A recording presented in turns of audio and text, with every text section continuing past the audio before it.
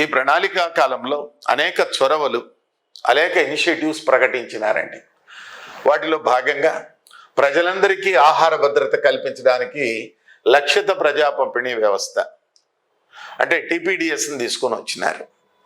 ఈ పంచవర్ష ప్రణాళికా కాలంలో ప్రజలందరికీ ఆహార భద్రత కల్పించడానికి బీపీఎల్ వర్గాలకు ఆహార భద్రత కల్పించడానికి పీడిఎస్ని ప్రకటించినారు. ఏపీఎల్ వర్గాలు టీపీడీఎస్,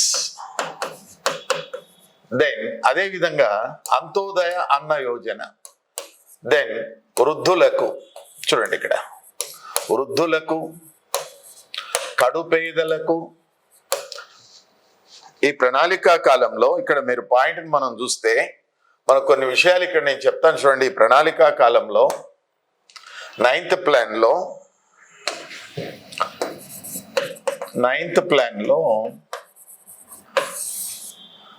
బీపీఎల్ వర్గాలకు,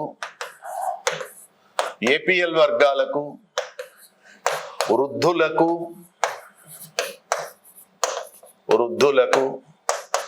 నిరుపేదలకు,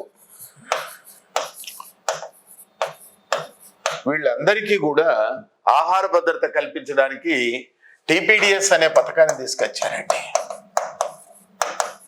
లక్షిత ప్రజా పంపిణీ వ్యవస్థ.